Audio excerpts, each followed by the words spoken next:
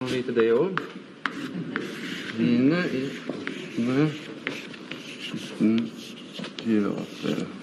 Let it try. 12041969 multiplied by 1008198. Here is the answer.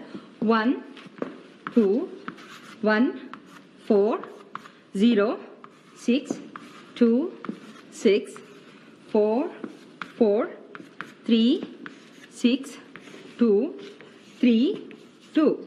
That's my answer. What does the five set have to say? It's the same. It's answer. correct? Yes. Thank you very much. हरे कृष्णा।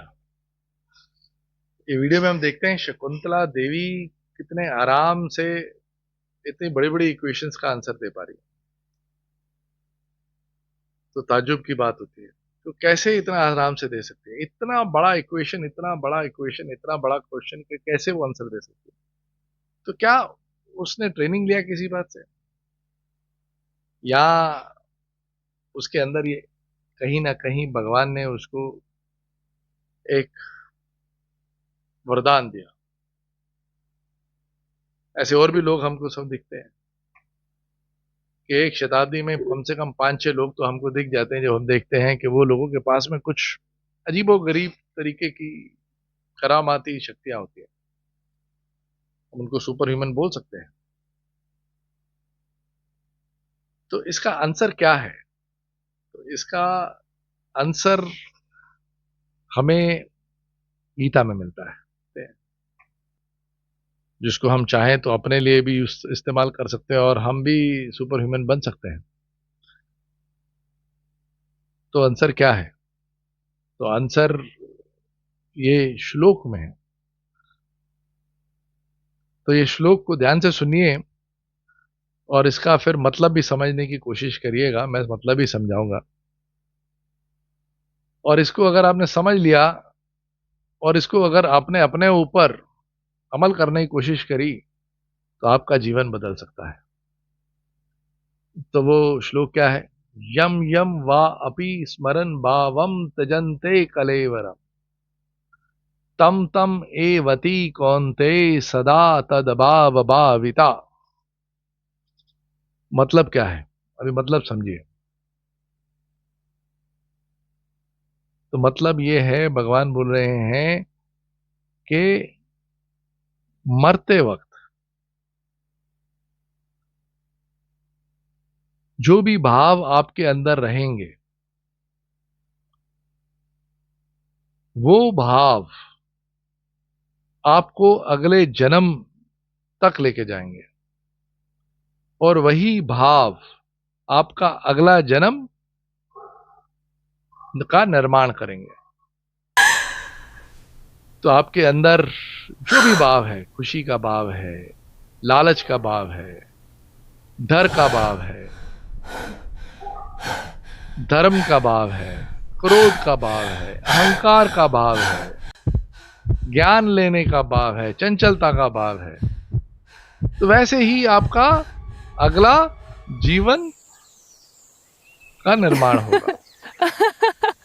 इसलिए भगवान बोलते हैं कि अपने भावों के ऊपर हमेशा कर्म करो, अच्छे भाव रखो। और भगवान बोलते हैं अगर मरते वक्त तुमने मुझे याद किया तो तुम सीधा मेरे पास आओगे।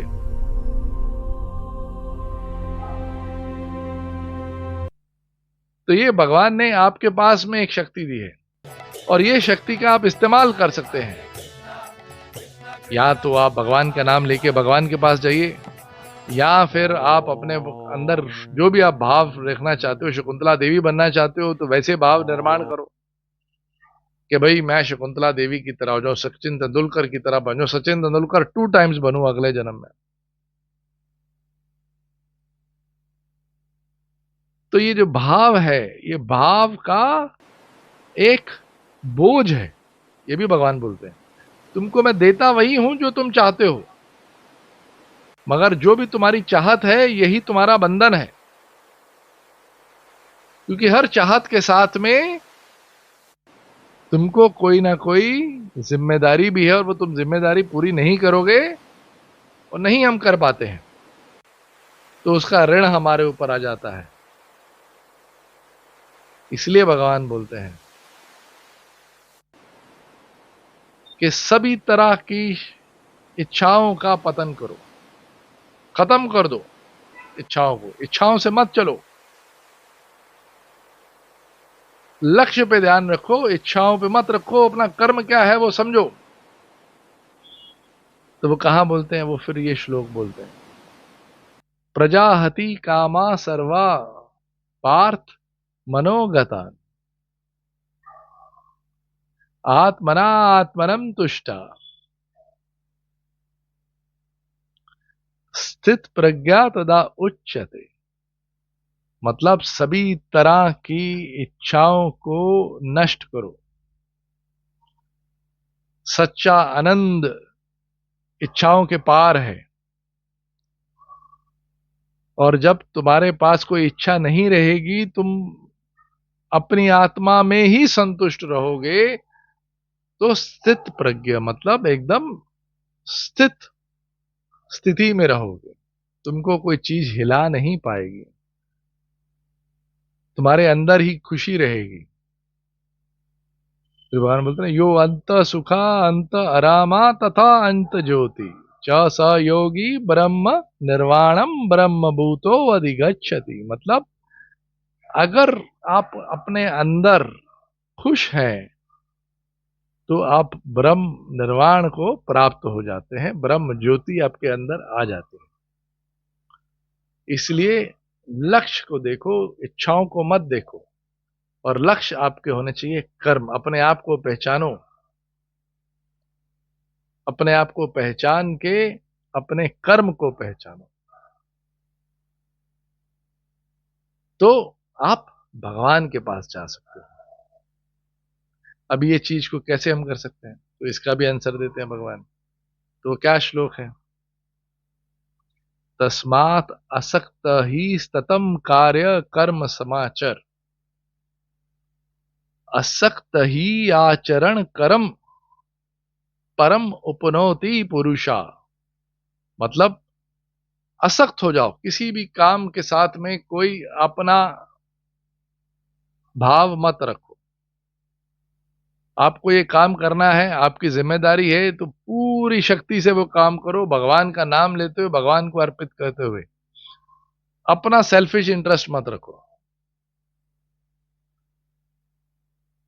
तो अगर आप ऐसा कर्म करते हैं तो आप परम पुरुष को प्राप्त हो जाते हैं।